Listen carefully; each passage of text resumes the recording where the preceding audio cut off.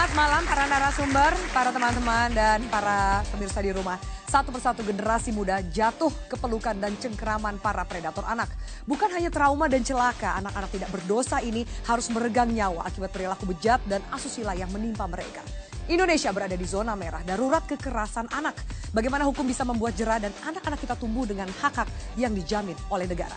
Bersama saya Afina Malik, inilah Forum Indonesia Hukum Berat Predator Anak.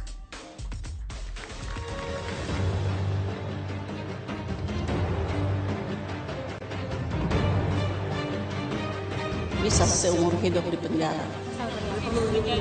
Berlapis ya, hukuman berlapis ya.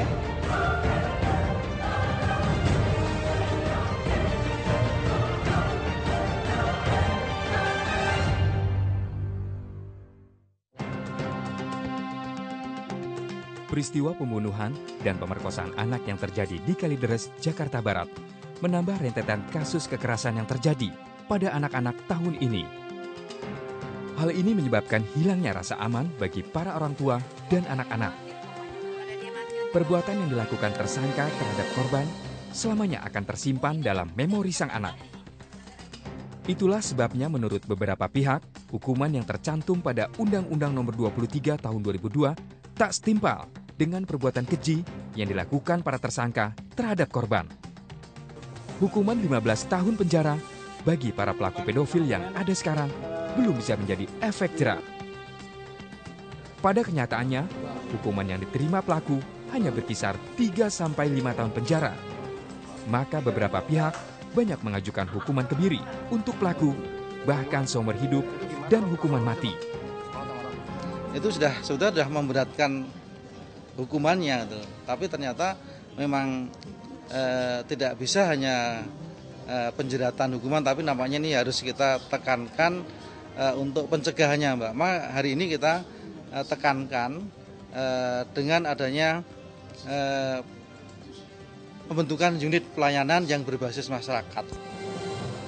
Dengan maraknya kasus yang terjadi beberapa bulan terakhir ini, pemerintah juga akan membentuk unit pelayanan masyarakat yang melibatkan tokoh masyarakat langsung untuk mensosialisasikan bahaya dan ancaman seks pada anak-anak dan cara mengantisipasinya. Tim Liputan, Metro TV. Baik pemirsa, itu dia topik kita pada malam hari ini, hukum berat predator anak. Langsung saya akan perkenalkan para narasumber yang sudah bersama saya di studio Forum Indonesia pada malam hari ini. Dimulai dari yang pertama, ada pakar hukum pidana Kang Asep Iwan Irawan. Selamat malam Kang Asep. Kemudian juga ada Wakil Ketua Komisi 8 DPR Pak Sodik Mujahid. Selamat malam Pak. Selamat malam Mbak Afi, selamat malam teman-teman adik. Lalu kemudian Ketua Komnas Perlindungan Anak Bang Aris Mereka Sirait. Bang Aris, selamat malam. Selamat malam. Kita masih menunggu satu tamu narasumber lagi, yaitu Menteri Sosial Ibu Khofifah yang sedang menuju kemari. Baik, Bapak-Bapak, saya akan berikan waktu 1,5 menit untuk Anda semua tanpa diinterupsi oleh narasumber yang lain untuk mengungkapkan kira-kira hukuman berat bagi predator anak apa yang pantas untuk kemudian bisa mencegah terulangnya kejadian ini lagi dan juga efek jera bagi para pelaku. Dimulai dari Kang Asep terlebih dahulu. Silahkan Kang Asep. Kita berdasarkan pembukaan Undang-Undang Dasar 45, kalimatnya jelas, mencerdaskan kehidupan bangsa. Artinya bangsanya harus cerdas. Ada turunan beberapa undang-undang. Satu-satunya negara yang paling banyak mengatur anak adalah Indonesia. Undang Kesejahteraan Anak, Perlindungan Anak, sampai di Undang-Undang HAM pemilu itu anak diatur. Tapi ada kata kunci situ, bagaimana tumbuh kembang harus dilindungi. Tapi faktanya di Republik ini banyak korban anak ya yang jadi pedofil, kemudian korban-korban kekerasan lainnya. Cuman disayangkan ketika mereka berhadapan di penegakan hukum, sanksinya ringan. Yang katakan tadi adalah 3-5 tahun. Bahkan di ancaman perlindungan anak yang baru dirubah 2014 hanya 15 tahun. Padahal korbannya kita saksikan sendiri kemarin-kemarin itu kan faktanya. Oleh karena itu sebenarnya sudah ada perubahan-perubahan yang harus dilakukan oleh para penegak hukum. Ketika korbannya menimbulkan kematian, harus ada keberanian dari penegak hukum untuk menjerat tidak hanya dengan undang perlindungan anak, tapi KUHP bisa. Misalkan ada kasus kemarin, jebak dia dengan pasal-pasal pembunuhan berencana. Ya, kalau pembunuhan berencana dia bisa kena hukuman mati. Ya, itu satu yang pertama. Ya, memang harus bisa lakukan itu. Memang di luar negeri ada beberapa yang mengatur dengan menggunakan bagaimana di vasektomi supaya ada nafsunya nggak ada. Tapi itu kan belum jadi hukum positif, tidak bisa diterapkan. Nunggu beliau nanti menerapkan bagaimana itu menjadi hukum positif. Ya. Satu itu. Kedua, nah sekarang bagaimana kecerdasan bangsa ini dengan generasi muda tumbuh kembang tidak dirusak. Ya, kalau dulu kita dirusak oleh penjajah, kedaulatan kita dirusak. Sekarang supaya tidak hanya bangsa kita yang merusak, tapi ada orang-orang asing yang ada dalam ini ikut merusak. Baik, orang-orang asing saya catat. Nanti Anda bisa jelaskan siapa yang Anda maksud dengan orang-orang dan pihak asing itu. Baik, langsung berikutnya dari anggota DPR Pak Sodik. Bagaimana menurut Anda soal hukuman bagi predator anak, hukuman jera yang membuat mereka tidak berani mengulangi lagi? Silakan. Mbak Afi dan teman-teman, anak-anak adalah dambaan neneknya, dambaan orang tuanya, dambaan bangsa. Tidak ada orang tua yang tidak mendambakan anak. Dan bagi Indonesia itu adalah sumber daya manusia yang luar biasa untuk kemajuan kita. Komnas HAM anak sudah mengatakan bahwa kita sedang berada pada darurat kekerasan anak. Hukum darurat, hukum dalam masa darurat itu beda dengan hukum dalam masa damai. Itulah maka kita harus berinisiatif, ada revisi undang-undang, karena situasi sudah darurat, undang-undang yang memberikan hukum maksimum sesuai dengan budaya yang ada di Indonesia. Nilai-nilai yang ada di Indonesia, falsafah yang ada di Indonesia, agama yang ada di Indonesia, memberi peluang kepada kita untuk merevisi hukum mati bagi pembunuh, hukum rajam atau hukum kebiri bagi mereka yang merusak masa depan keluarga dan merusak masa depan bangsa. Itu adalah dari sisi hukumnya. Kita DPR bisa jadi merevisi dengan tekanan dari publik, persetujuan publik, merevisi poinnya, poin hukumannya. Tapi seperti kata Pak Asep tadi, yang tidak kalah pentingnya adalah konsistensi kita di dalam penegakan hukum. Fakta-fakta di lapangan, hasil survei kami menunjukkan bahwa belum semua hakim, jaksa, dan polisi memberikan hukuman yang maksimal. Konsistensi yang kita tunggu dan juga belum semua jaksa dan hakim. Ada apa gerangan dengan para penegak hukum kita? Kemudian nanti kita akan bahas lebih jauh. Baik, saya akan ke Bang Aris. Bang Aris, kembali silakan Anda memaparkan apa hukuman yang paling berat yang bisa diberikan kepada predator anak? Iya, dari pengalaman empirik yang kita rasakan dan kita lakukan, dari kejadian-kejadian, peristiwa-peristiwa seperti apa yang terjadi belakangan ini, semua orang mungkin tahu kasus Angelin, kasus Arif di Wonogiri, kasus yang terakhir ada di Karis adik kita P yang ada di Kalideres, dengan bentuk-bentuk cara-cara, modus kekerasan yang dilakukan terhadap adik kita ini kan bukan saja sekedar hanya keji dan sadis, tapi sudah masuk dalam taraf kalau saya menggunakan kata mohon maaf biadab sekali. Oleh karena itu maka perbuatan biadab itu harus dibalas dengan perbuatan-perbuatan yang tidak boleh ditoleransi oleh akal sehat manusia. Hukuman berat kami selalu mengatakan paling tidak seumur hidup minimal 20 tahun dan ditambah dengan hukuman kastrasi, suntik atau katakanlah kebiri lewat suntik kimia. Itu menurut saya yang harus dilakukan. Karena ini tidak boleh lagi ditoleransi. Bahkan mungkin kalau saya ditanya secara pribadi dari bentuk-bentuk pelanggaran, bentuk-bentuk kekejian yang dilakukan oleh para predator-predator anak ini, maka itu patut untuk dihukuman mati. Itu menurut saya yang harus dilakukan. Walaupun kita belum mengenal hukuman mati pada kasus-kasus kejahatan seksual pada anak itu. Oleh karena itu ada revisi di Komisi 8. Paling tidak adalah bagaimana para predator ini dihukum sesuai dengan perbuatannya. Baik. Keras sekali statement dari narasumber kita pada malam hari ini. Memang begitu besarnya kebencian kita terhadap predator yang merusak generasi bangsa kita. Kami akan lanjutkan, kami akan bahas kembali poin-poin lebih dalam lagi. Bagaimana tepatnya harusnya hukuman yang kita berikan bagi para predator anak. Usai jeda berikut ini, tetaplah bersama kami di Forum Indonesia.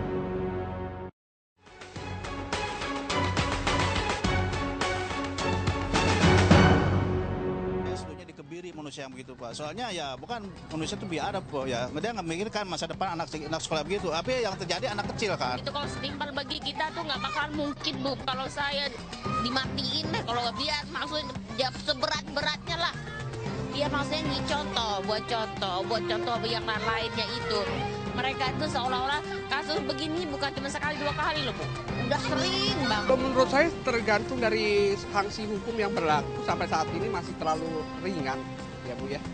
Karena pedofil ini semacam sudah menjamur ke masyarakat, sehingga mereka itu hukumannya terlalu ringan, mereka semaunya aja. Mungkin di atas 10 tahun ya. Kalau untuk hukuman mati atau hukuman seumur hidup kayaknya itu terlalu Oke, bisa terlihat ya dari respon masyarakat pun mereka terlihat memang gemas sekali dengan predator anak ini. Pak Aris, kalau catatan Anda ini kan dikatakan dikebiri kebanyakan hukuman mati, hukuman seumur hidup seberat-beratnya. Kadang kita juga lupa, kita terlalu berfokus pada pelaku. Bagaimana dengan korban? Sejauh ini dari pengalaman Anda, berapa banyak korban yang memang tertangani 100% kembali pulih setelah trauma? Sangat-sangat sedikit ya. Ketika dia mengalami kejahatan seksual seperti itu, kalau itu apalagi kalau tidak direhabilitasi atau tidak mendapatkan pelayanan apa yang kita sebut namanya psikososial terapi, maka anak-anak ini akan sangat potensial sekali menjadi pelaku pada usia-usia tertentu. Karena biasanya dialah mengalami begitu pahit karena tekanan, karena power dari orang-orang sekitar seperti itu. Oleh karena itu menurut saya memang tidak ada batasan-batasan seminggu bisa selesai traumanya, sebulan itu tergantung kesiapan dari korban itu. Nah, itulah artinya ketika anak mengalami kejahatan seksual atau bentuk-bentuk kekerasan lain, kalau itu tidak diterapi, maka dia akan potensial sekali menjadi pelaku-pelaku dan dia juga akan tidak bisa bertumbuh dengan baik karena dia dalam serba ketakutan. Memang dan kebanyakan pelaku punya latar belakang sebagai korban dari catatan. Iya, dari catatan selalu begitu pemicunya dan sebagainya ya. Kita bisa misalnya waktu kita menangani dulu masih ingat kasusnya robot gedek misalnya, dia melakukan kejahatan seksual dalam bentuk sodomi, lalu kemudian perutnya dibelah dan sebagainya. Nah, ketika polisi bertanya dan sebagainya menggali itu, dia punya pengalaman pahit pada masa kecil. Pak D misalnya yang kita dikejutkan hampir 70-an korbannya juga, dia melakukan kejahatan seksual pada anak. Ketika anak itu melawan, lalu kemudian dia bunuh dan dia mutilasi dan dia buang di dalam kardus dan sebagainya. Jadi kasus Kalideres itu sebenarnya kasus tahun 2000-an juga terjadi. Nah, ini kalau tidak pelaku itu selalu mengatakan seperti itu. Nah, inilah betapa pentingnya ketika anak mengalami kekerasan atau kejahatan seksual, kalau tidak diterapi, maka dia itu sangat potensial juga akan menjadi pelaku-pelaku pada masa depan. Ini kan menghancurkan kehidupan anak itu. Oke, baik. Saya akan mengajak Anda semua, sekali lagi boleh kita putar. Kami punya data berapa kasus yang terjadi kekerasan anak dari tahun ke tahun. Boleh kita simak bersama-sama? Di tahun 2015 saja ini kasusnya sudah tinggi sekali. Betul. Lalu bagaimana? Baik, boleh kita lihat nah data kejahatan seksual pada anak. Ini di tahun 2015 saja 58% dari 1.726 kasus adalah kasus kejahatan seksual. Dan angkanya ini semakin tinggi trennya. Silakan, ada yang mau berkomentar? Ya, sekarang ketika kejahatan semakin tinggi, ada penyelesaian yang tidak benar. Ya. Kalau ada penyelesaian tidak benar, penegakan hukumnya benar, harusnya kan menurun. Artinya ada kegagalan bagaimana menyelesaikan perkara. Ya, dianggap tadi bagaimana sikap masyarakat. Atau logikanya dibalik, semakin banyak kasus yang terungkap di masyarakat. Tidak bisa seperti juga. Itu? Tapi kan seharusnya yang sebenarnya normal yang sebenarnya harusnya turun bagaimanapun. Kan ada penyelesaian. Tapi kalau semakin besar tidak ada penyelesaian. Artinya ada kegagalan di situ. Artinya apa? Di ujungnya harus dibenarkan. Ketika di awalnya udah bagus prosesnya, caranya, mekanismenya, tapi ada di ujung penaltinya. Karena tidak ada efek jerak tadi. Karena hukumannya ringan-ringan. Mereka dihukumnya tenang aja. Di samping itu tidak ada perlindungan terhadap korban. Korban juga menyebar, kata Pak Sari tadi. Menyebarkan lagi. Jadi semakin tinggi deretnya, bukan deret itu. Deret kali. Ketika deret kali tidak didukung oleh penegak hukum. Penegak hukum misalnya mengali. Dan jadilah kemudian predator anak di mana-mana. Baik, dari DPR Pak? Ya, sekali lagi saya ingin melihat yang tadi bahwa dua hal ya. Satu adalah kenyataan fakta-fakta empirik menunjukkan bahwa para predator itu adalah mereka yang pernah terjadi, pernah disodomi, ya kan? Apa poinnya? Poinnya ini harus kita potong begitu, ya, harus kita potong. Kenapa? Karena kalau tidak dipotong maka akan jalan terus. Rehabilitasi misalnya Bu Menteri, ya, rehabilitasi sekarang kepada korban, tapi yang sudah dipenjara apakah ada rehabilitasi? Tidak ada kan? Maka dia kemudian jadi lagi. Kemudian anak yang jadi korban. Siapa yang jadi korban? Ya, ketika rehabilitasi tidak tuntas, maka nanti akan kembali dia. Kenapa? Karena penyakit itu, sebabnya saya katakan tadi, harus ada sistem yang memotong penyakit ini. Kalau kita anak-anak sakit itu ada yang diinfus bisa, ada yang obat bisa, ada juga yang harus diamputasi. Nah, saya melihat selain tadi pencegahan, harus ada juga substansi hukum yang bisa motong ini antara apa? Dengan hukuman yang seberat-beratnya. Ditambah tadi dengan penegak hukum yang harus konsisten. Pak, benar nggak bahwa anggota DPR melihat pedofili ini adalah penyakit sehingga pelakunya itu harus direhabilitasi, bukan hukum pidana? No. Saya harus koreksi. Pedofili bukan penyakit. Ya. Bukan. Itu. Kami mendengar statement itu. Jadi bukan penyakit ya. Jadi tidak ada kemudian mereka masuk rehabilitasi. Kalau itu bukan penyakit, dia akan lepas dari tahanan kan dia akan sakit. Tapi faktanya, opini itu berbahaya. Jadi di DPR tidak ada kemudian perspektif untuk melihat pedofil sebagai sebuah penyakit yang harus disembuhkan. Tapi faktanya tadi bahwa orang yang pernah mendapatkan kasus itu kemudian cenderung untuk melakukannya. Inilah yang harus kita potong gitu ya. Apa dengan sanksi hukuman yang tepat, tapi tetap dalam konteks budaya dan nilai-nilai bangsa Indonesia. Jadi pas kalau usul saya, apakah ini menjadi wacana, ada pemberatan hukuman tadi dari Ibu Mensos ditambahkan oleh social punishment, ya ditempel di mana-mana. Tetapi saya masih tetap konsisten untuk tetap mengkampanyekan itu di hukum pemberatan hukuman kastrasi, itu artinya dikebiri lewat suntik kimia. Pak, dikebiri itu maksudnya apa sih? Banyak orang yang dikebiri, tapi Anda jelaskan deh prosesnya dan efeknya seperti apa sih? Misalnya dia diputuskan secara pidana kurungan itu 20 tahun. Selama 20 tahun itu atas keterangan dokter dan dokter yang melakukan, itu dilakukan hukuman pemberatan tambahan dari hukuman fisik tadi, dikenakan kastrasi, dia disuntik dengan bahan kimia, itu artinya bahwa tidak difungsikan sampai 21 seksualitasnya, bukan memotong seksualitasnya. Oke, ini kadang yang banyak yang salah persepsi kan? Vasektomi kok ini. Jadi ini sebetulnya ada zat kimia dioleskan saja itu sudah menjadikan fungsi libidonya itu sudah mati. Ada juga dengan operasi saraf libido. Saya sudah konsultasi ini dengan banyak dokter. Terima kasih. Ya, kita tambahkan di pasal. Jadi kita revisi sebetulnya tidak tolong ini Kementerian Pemerintah dan DPR ini harus bersatu padu. Ini kan Ibu sudah melakukan riset. Oke. Hasilnya apa Ibu? Anda sudah melakukan konsultasi dan riset, hasilnya apa? Ya, jadi begini, karena itu juga sudah dilakukan oleh beberapa negara sudah. Jadi tidak seseru misalnya itu dipotong, tidak. Ini salah persepsi banyak sekali masyarakatnya. Emosi mengatakan dikebiri, dipotong. Kalau itu tidak setuju, karena itu pelanggaran hak asasi tentu, karena itu kan pemberian Tuhan ya, seperti itu. Ini untuk meluruskan juga pendapat dan juga perspektif masyarakat ya. Seksualnya saraf libidonya itu bisa mematikan saraf libido. Itulah bagian-bagian atau jenis-jenis sanksi yang disahkan tadi memotong itu ya. Kalau misalnya penjara tanpa rehabilitasi, maka dia pulang, dia terus jalan, ya kan? Kemudian orang yang pernah korban, rehabilitasi tidak tuntas, kemudian dia akan menjadi pelaku. Itulah saya katakan tadi, ada suatu aturan hukum yang bisa, katakanlah, memotong penyakit ya, atau memotong kebiasaan yang tadi. Oke, kembali ke Pak Aris. Pak Aris, Anda katakan sedikit sekali korban ini yang mendapatkan proses rehabilitasi hingga selesai. Kenapa? Apa masalahnya? SDM kah? Anggaran kah?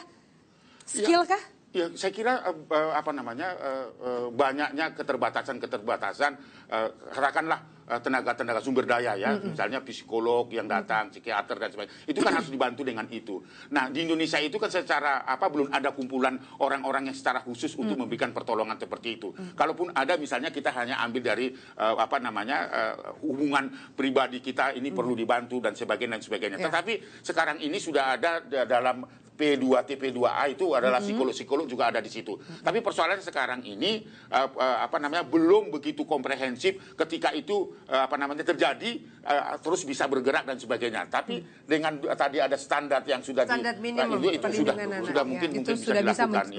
Itu harapan kita karena anak-anak yang sudah mengalami kejahatan seksual seperti ini sepanjang hidupnya akan tidak pernah bisa melupakan. Akan terus menghantui itu. Bukan hanya itu. Data di Komnas Anak, data di Kementerian Sosial, kita melihat ada sesuatu yang lebih memprihatinkan kembali bahwa anak-anak yang menjadi korban sodomi dia ketika edik, dia tidak hanya melakukan sodomi terhadap adik umurnya, tapi kemudian adik umur dan binatang, adik umur dan binatang. Dan binatang. Dan binatang. Jadi kita punya peta seperti itu di daerah tertentu. Setelah dia sodomi adik umur itu bebek, setelah adik umur itu ayam, tapi setelah adik umur lalu kambing, setelah adik umur Kenapa itu larinya ke babi. binatang, Ibu? Jadi sudah ada split personality yang ditimbulkan akibat traumanya dia. Jadi Profesor Salita misalnya menyampaikan itu simptomnya kita tidak bisa mengukur. Kapan ini akan muncul? Jadi kita tidak bisa bilang bahwa ini sembuh total. Betul. Oleh karena itu recovery psikososial itu menjadi sangat penting. Nah, sekarang ini saya sudah meminta teman-teman di Kementerian Sosial, kita sedang menyisir untuk MOU dengan fakultas-fakultas psikologi yang terdekat dengan balai besarnya Kemsos.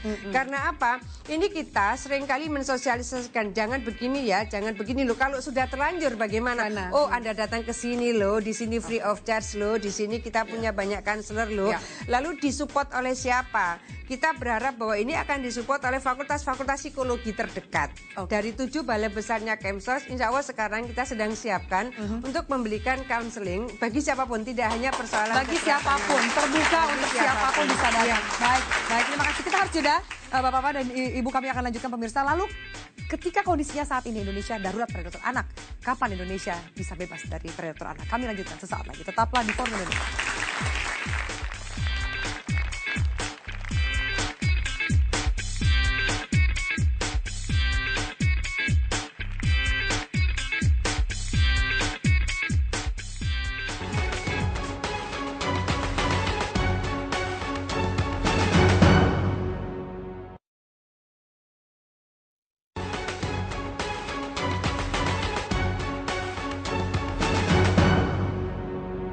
Kalau dilihat Undang-Undang Perlindungan Anak untuk kasus seperti ini, pelakunya mungkin dikenakan 20 tahun penjara. Tapi kalau saya lihat setelah tanya beberapa teman yang tahu tentang KUHP itu, katanya bisa seumur hidup di penjara. Berlapis ya, hukuman berlapis ya. Saya pikir untuk sementara ini kan baru saja direvisi. Jadi kita pakai yang ada, maksimalkan itu dulu, menggunakan yang ada. Bila mana ke depan terjadi hal-hal yang memang agak susah untuk ini, ya kita bisa. Ya, itu dia tadi statement dari Menteri PPA Ibu Yohana Yambise. Baik, selamat malam. Terima kasih sudah bergabung bersama kami, Ibu Khofifah Indar Parawansa, Menteri Sosial. Ibu, mungkin Ibu yang belum memberikan statement dan juga tanggapan tadi juga kami sempat menanyakan pertanyaan yang sama. Soal hukuman apa yang paling tepat ini, Bu? Karena juga kita tentu tidak mau melihat anak-anak Indonesia ini jatuh ke tangan para predator anak berkelimpangan. Silakan, Ibu. Saya melihat di beberapa negara ketika memberikan punishment itu di dalam bentuk social punishment, efektif loh. Social Jadi, punishment. misalnya begini, ada predator, gitu kan? Lalu dia sudah divonis oleh pengadilan bahwa dia terbukti. Nah, apakah kita bisa memberikan kesepakatan nanti di dalam undang-undang, kalau misalnya undang-undang perlindungan anak memang baru, tetapi kalau misalnya ini bisa disepakati gitu bahwa social punishment itu bisa dilakukan, antara lain bahwa kalau dia sudah terbukti melakukan kekerasan seksual kepada anak-anak, maka wajahnya boleh dipublish di sosmed gitu. Ditempel itu di pom-pom bensin, ditempel itu di plaza-plaza. Saya rasa orang akan berpikir sekian kali lipat untuk mengulangi itu. Dan ini lebih menjerahkan daripada yang 5 tahun, daripada 10 tahun. Hukuman sosial ya, Bu, yang ternyata juga punya efek luar biasa. Dan ternyata itu lebih efektif untuk membuat orang takut menjadi pelaku predator anak. Ya, saya pernah ke salah satu state gitu di Amerika Serikat. Oh, saya lihat ini di sebuah plaza kecil, kemudian di pom bensin itu ada foto, ternyata itu adalah foto predator. Nah, kalau itu kemudian dijajar-jajar se-Indonesia, jadi orang melihat wajah ini hati-hati loh, orang melihat ini hati-hati loh, orang yang akan melakukan, wah kalau saya melakukan saya bakal diperlakukan kayak gini loh, fotoku bisa ditempel di mana-mana loh, keluargaku Malu bisa semua. malu loh, dan seterusnya.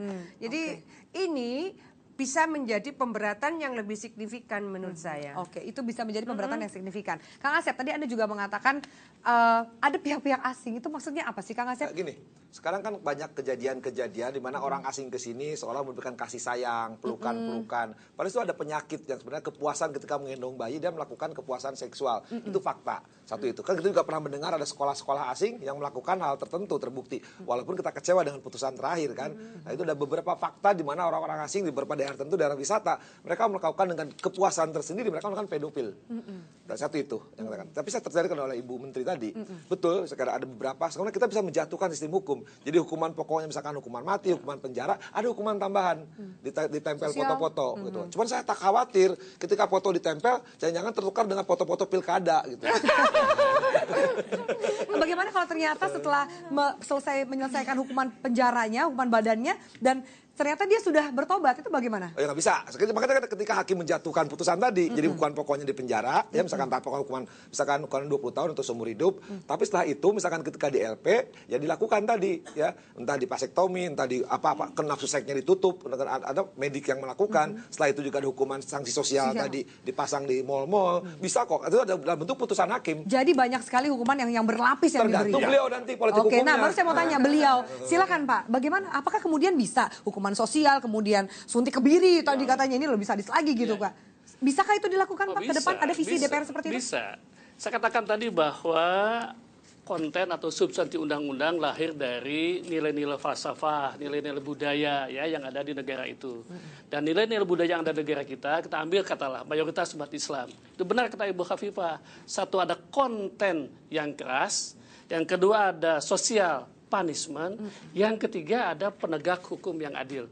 Nilai harus kita tegakkan, satu kontennya yang keras, bisa jadi seperti Komnas HAM jika disepakati oleh DPR, oleh bangsa, dan benar kata Bu Khofifah tadi, harus ada, kalau boleh dikatakan, harus ada, kalau boleh dikatakan ya, fayashhad adzabahuma, harus disaksikan oleh orang banyak bahwa dia adalah pelaku. Di tiga konten, yang satu hukuman yang berat, yang ketiga adalah dipublikasikan semaksimal mungkin. Yang ketiga ada undang-undang harus menjamin adilnya para penegak hukum. Iya, tapi Bapak tadi bilang sendiri ini masalahnya penegak hukumnya juga. Pak, hukuman memang maksimal 5 tahun, 15 tahun. Tapi vonis ketuk palunya paling tinggi cuma 3 tahun dan kemudian bebas, Pak. Ya, inilah yang bagian lain dari sisi hukum harus kita tegakkan ya Pak Asep. Ya, bagaimana kita harus punya komitmen yang sama, terutama penegak hukum, bahwa sekarang situasinya bukan masa damai, adalah masa darurat, maka gunakan hukum maksimum di antara undang-undang yang sudah ada. Harus punya pandangan yang sama. Polisi, sekarang kan polisi bolak-balik dengan jaksa.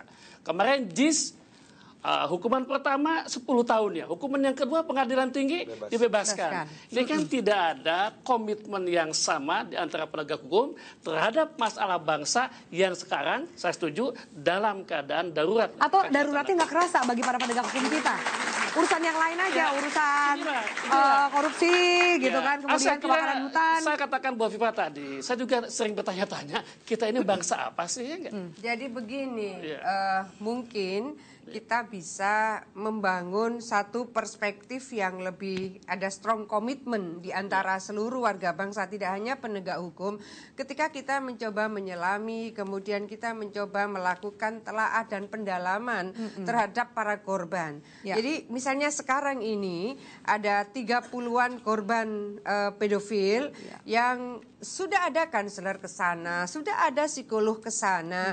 Ini pelakunya sudah juga dibawa ke proses hukum. Belum pengadilan, belum sampai. Sudah menjadi kepolisian. Sudah tersangka dia, tetapi teman-temannya ini menteror anak dan menteror keluarganya. Psikolognya datang, konselornya datang, ternyata tidak mudah untuk bisa melakukan penetrasi dari trauma-trauma yang dialami oleh anak-anak ini. Kan tidak banyak di antara kita semua menyelami sampai sedemikian dalam. Terus banyak lagi di sebuah desa atau di sebuah sekolah sudah diketahui bahwa di situ terjadi sodomi terhadap sekian anak. Nah setelah sudah terdeteksi, setelah sudah diketahui, kemudian kepala desanya bilang tolonglah jangan dipublish, enggak enak lah kalau desa saya disebut begini. Yang di sekolahan kepala sekolahnya tolonglah jangan begini. Jadi malah kemudian tidak ada pembelajaran. Kasus lain ya. Kasus lain dari saksi-saksi yang diwawancara oleh polisi. Mereka mengatakan melihat, menyaksikan apa itu yang terjadi. Tapi ketika mereka menyaksikan, mereka tidak ada kepedulian, segera melapor. Bahkan kemudian apalagi bertindak apalagi bertindak. menyelamatkan Jadi situasi darurat itu memang belum terasakan oleh semua pihak. Oke. Pak, kenapa kemudian semua pihak ini tidak merasa ini darurat dan harus memproteksi seorang anak meskipun mungkin bukan anaknya sendiri, tapi anak orang? Iya, ini yang menjadi keprihatinan kita semua. Seolah-olah kalau ada anak yang menjadi korban, katakanlah dari pedofilia atau sodomi atau kekerasan, itu dianggap sebagai urusan keluarga kamu aja itu. Ketika anakmu diperkosa, ya itu berarti kamu nggak jaga gitu loh. Padahal nggak bisa begitu. Bahwa anak saya adalah anaknya Ibu Mensos. Anaknya Ibu Mensos, anak saya. Itulah sebenarnya kalau kita mau menegakkan hukum. Karena Undang-Undang Perlindungan Anak juga menyebutkan. Progresif lah Undang-Undang Perlindungan Anak. Seperti itu kan. Itu artinya sebenarnya kalau mau ditegakkan itu cukup baik ya. Misalnya pasal 77 itu menyebutkan setiap orang yang melihat terjadinya pelanggaran terhadap anak itu harus memberikan pertolongan. Kalau tidak memberikan pertolongan itu dianggap sebagai ikut serta mendukung pelanggaran terhadap anak dan dapat dipidana. Ada hukuman 5 tahun ya? Ya itu 5 tahun penjara. Kalau itu mau ditegakkan, maka predator-predator itu selain tadi social punishment, diumumkan di pom bensin, bahkan di sekolah-sekolah. Bahkan kami waktu itu mengusulkan ketika ada satu guru di salah satu SMA di Jakarta, itu tempel saja di sekolah-sekolah guru ini supaya nggak diterima guru itu atau ditakuti. Kata Bu Menteri, ada perspektif, ada mindset harus berubah. Ketika keluarganya kena tadi sodomi, secara seksual, kan itu merupakan aib, dia nggak mau dibuka lagi lebih tinggi, lebih luas. Karena kalau dibuka malu kan, padahal sebenarnya lebih bahaya. Kalau ini nggak dibuka akan menimbulkan dari efek yang lain-lain bergerak. Anak itu tidak tertangani dengan baik secara psikologis. Nah, dari pengalaman kita juga begitu ya. Kadang-kadang yang menyakitkan kita kadang-kadang sudah korban di satu kampung itu diusir malah, gitu loh. Bukan justru ditolong oleh masyarakat itu. Nah di situ budaya kita yang menurut saya harus kita ubah. Jadi budaya kita pun sebenarnya tidak memberikan peluang untuk memberikan efek jerah. Betul. Malah kemudian menyudutkan korban. Ya karena itu tadi kan bahwa diusir dari kampung karena dianggap aib. Merusak ketitipan kampung, nama baik dan sebagainya, termasuk Ibu Mensos tadi sekolah. Itu korban harus ditolong sebenarnya. Kalau saya ingin melihat dari kepedulian semua stakeholder ini, ya, Undang-Undang Perlindungan Anak, Inpres Presiden mengatakan bahwa adalah pemerintah pusat, pemerintah daerah, keluarga, ya kan, orang tua sampai wali pun. Itu memang wajib untuk melakukan perlindungan. Kemudian Inpres mengatakan bahwa semua departemen harus menunjukkan kepeduliannya. Panja Pengawasan Anak yang dibentuk oleh DPR kemarin melakukan evaluasi. Bagaimana polisi-polisi, contoh Pak Polisi, itu polisi aparat perlindungan anak baru sampai di Polres, unitnya kecil. Ya kan? Kemudian kita melihat bagaimana Departemen Pendidikan dan Kebudayaan, sekolah amannya belum jalan. Bagaimana Kementerian Agama ada Direktorat Keluarga, tidak ada poin-poin untuk pendidikan aman keluarga. Mentoknya di mana Pak? Jangan-jangan ini anggaran mentoknya? Ya, saya kira tidak Pak. Enggak. Kasus asap lah contohnya ya. Kita ini sering tidak peduli kalau belum sampai kepada. Boleh saya tanggapi yang ini. Silakan, baru Ibu. kemarin Kementerian Sosial, sayang Pak Aris kemarin mungkin sibuk nggak sempat datang, sama UNICEF, kemudian kita sama WVI, itu kita baru launching standar minimum perlindungan anak. Nah, bisa dibagi Bu standar minimum standar minimum perlindungan anak seperti itu apa? ada 26 standar, tapi sebenarnya ini adalah international standard dengan kontekstualisasi pendekatan Indonesia gitu. Dari 26 standar itu antara lain adalah menjadikan perlindungan anak bagian dari mainstream, bagaimana menjadi arus utama di dalam pembangunan seperti yang tadi Pak Sedik sampaikan. Jadi yang sekolah dia akan menyiapkan sekolah yang aman, tempat ibadah juga menjadi tempat ibadah yang aman. Jangan kemudian nanti atas nama proses spiritual tertentu dan atas nama guru agama tertentu justru itu menjadi pintu masuk. Belakangan kasus yang sempat muncul seperti itu. Nah, layanan-layanan yang mestinya bisa disiapkan oleh kementerian lembaga, kemudian pemerintah provinsi dan kabupaten, mudah-mudahan buku ini karena baru kemarin di launching. Standar minimum perlindungan anak itu bisa segera kita diseminasikan, terus capacity building terutama di tingkat 2 sampai ke tingkat paling bawah. Jadi sebetulnya ketika bulan Mei yang lalu Kementerian Sosial mengirim kepada Kemdagri, Kemdagri itu langsung mengirim kepada Bupati Wali Kota bahwa setiap RT mestinya ada 5 sampai 10 satgas peduli sosial. Bukan hanya Setiap anak RT ya, Bu ya. Setiap Catatan RT. nih. Oke, setiap RT. Memang itu lingkungan terkecil dari anak. Oke, baik. Bapak-bapak dan Ibu juga, ini kan memang kondisi daruratnya sekarang. Kalau menunggu revisi berapa lama, Pak? Jangka pendeknya apa, Pak? Kalau Kebiri kayaknya dikatakan belum bisa. Lalu mulai celahnya dari mana? Oke, saya lihat tadi, Bu ya. Anak itu di mana sih beradanya? Satu keluarga. Bangun kepedulian dan ada SOP keluarga mengamankan anak-anak. Di mana yang kedua anak itu bergerak di sekolah. Bangun standar SOP sekolah aman. Di mana anak itu bergerak di tempat bermain, di taman-taman. Yang di Kota Bandung sekarang sedang rame. Bangun SOP keamanan di taman-taman dengan berbasis kata Ibu tadi di RT RW ini. Saya beri contoh sekarang saya dapat kabar bahwa Bupati Purwakarta sudah buat satgas tentang keamanan. Nah semacam inilah Bu yang harus kita tingkatkan. Inisiatif inilah yang harus ada di bukan masyarakat. Itu perintah kok. In-press dari Presiden mengatakan bahwa sudah ada itu. Apalagi ada inisiatif. Saya pikir kalau pencegahan kan programnya udah bagus sekali. Kan masalah bukan di pencegahan sekarang. Ketika ada kejadian penegakan, ketika sanksi hukumnya masih rendah, saya pikir DPR bisa tidak harus merubah komprehensif, parsial pasal-pasal tertentu yang kita idekan tadi dimasukkan secara khusus. Artinya sanksi tadi, sanksi sosial, sanksi diumumkan sampai di vasektomi, kemudian disuntik dan macam-macam. Saya kira itu pasal-pasal bisa nggak? Kenapa nggak? Kalau sama ada politik hukum keinginan bagaimana memperbat sanksi hukum. Satu itu jadi perubahan pasal. Kedua, harus ada kesadaran penegak hukum, terutama rekan-rekan hakim gitu kan. Biar dia beri pengertian. Suatu saat mereka harus beri pengertian minimal begini Bu. Misalkan, jikalau anak Anda kena, nah bayangkan aja gini. Iya. Cucu Anda, anak Anda Ya, yang anak kena. Anda disodomi, anak Anda ada kekerasan seksual, apakah Anda akan merasakan itu? Jangan mikirnya sekarang, oh ini tidak memenuhi unsur, oh ini karena ini, karena itu, bebaskan, lepaskan. Dia tidak sadar, dia punya anak, cucu yang kelak, mungkin juga kena. Mungkin bisa berpotensi menjadi korban. Oke, baik. Ini semakin menarik. Kita akan lanjutkan sesaat lagi pemirsa. Lalu bagaimana dengan perlindungan korban? Karena kebanyakan korban juga tidak mengikuti rehabilitasi proses pengembalian dari masa trauma dengan baik. Apakah kemudian itu menjadi pemicu munculnya pedofil yang lain? Kami akan lanjutkan di Forum Indonesia. Tetaplah bersama kami.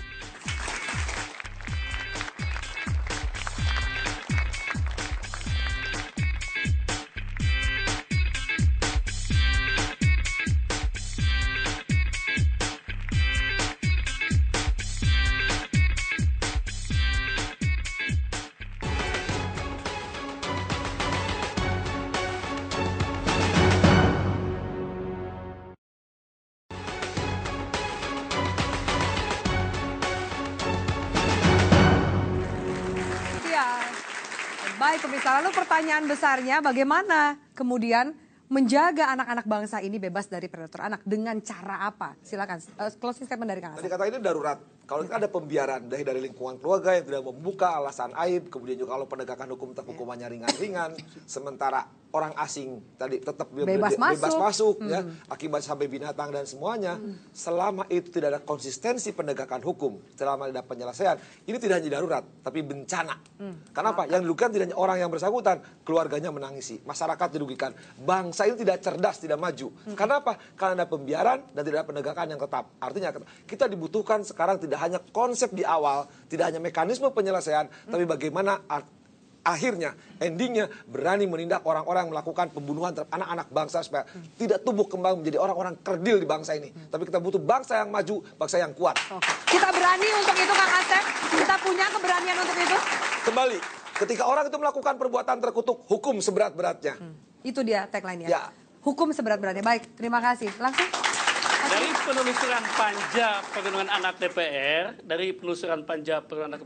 masalah pokok adalah tidak ada awareness bahwa kita sedang darurat kekerasan anak.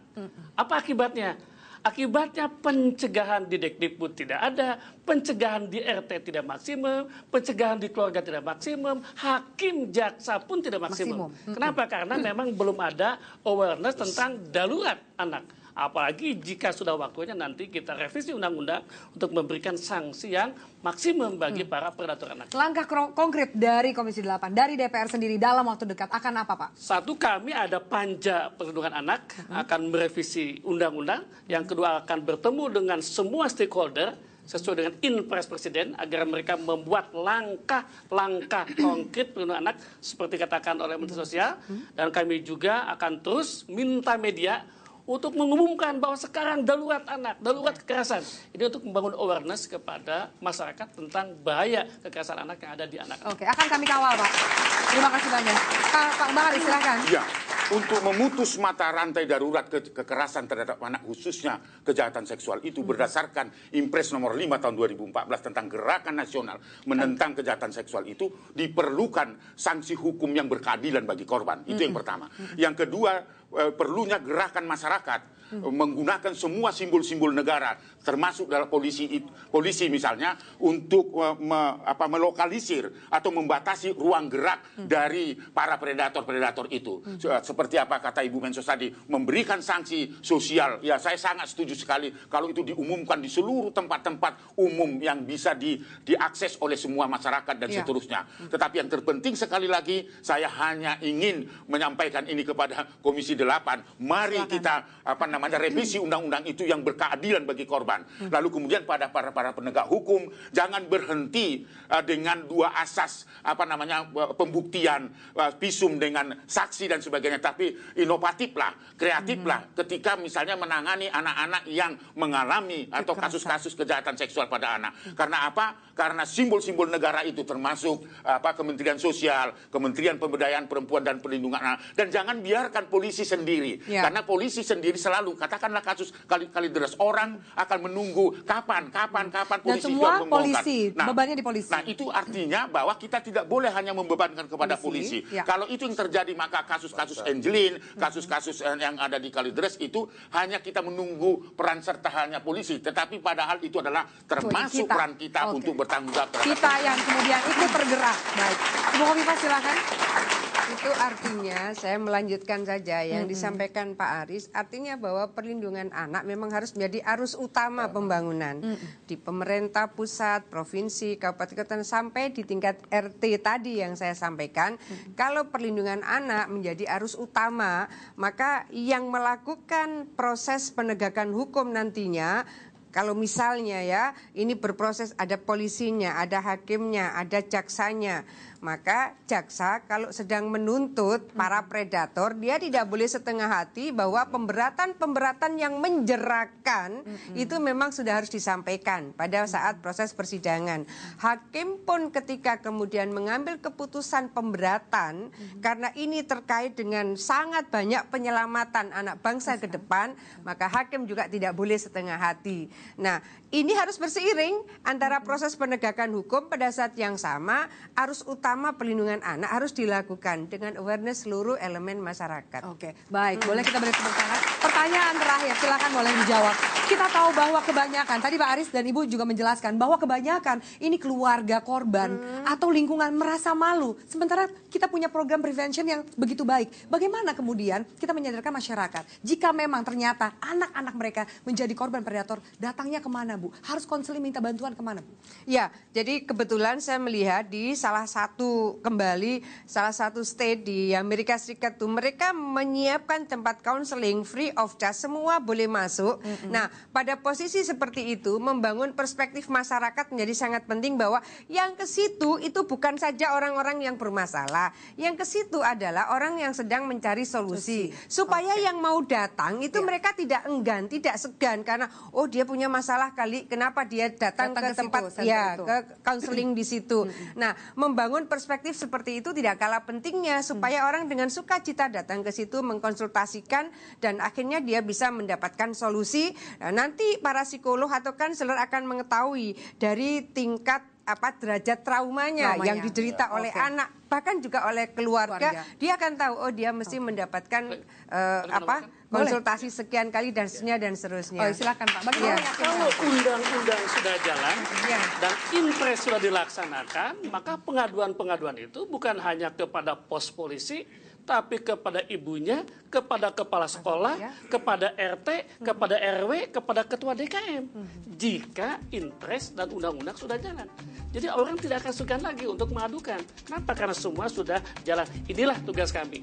Memastikan pengawasan agar undang-undang dipatuhi dan impres jalan agar semua lini jalan menegakkan. Di lapangan tidak akan bertabrakan dengan budaya maupun culture? Saya kira tidak. Nah, bisa konkretnya sebenarnya di setiap banjar, di setiap RT dan RW perlu dibentuk tim reaksi cepat perlindungan anak yang melibatkan peranan serta masyarakat, Karang Taruna, ibu-ibu kakak. Itu kembali Siskamling. Iya, supaya bisa membuat sebuah tata tertib bahwa ada kesepakatan antara warga. Kalau ada warga melakukan kekerasan terhadap anaknya, maka satu warga itu bisa mengintervensi. Tapi masalahnya Pak Aris, itu lingkungan terdekat yang melakukan, kepala sekolah, guru ngajinya, guru terdekatnya. Nah, justru itu kalau ada tim reaksi cepat yang bergabung dengan itu bisa terkontrol. Karena kalau selama ini kan justru orang terdekat yang tadi katakan karena tidak ada kontrol terhadap itu. Sebenarnya banyak sekali solusi maupun pencegahan maupun efek jerah. Semoga bisa menjadi komitmen bagi semuanya. Terima kasih banyak, boleh tepuk tangan untuk para narasumber kita pada malam hari ini.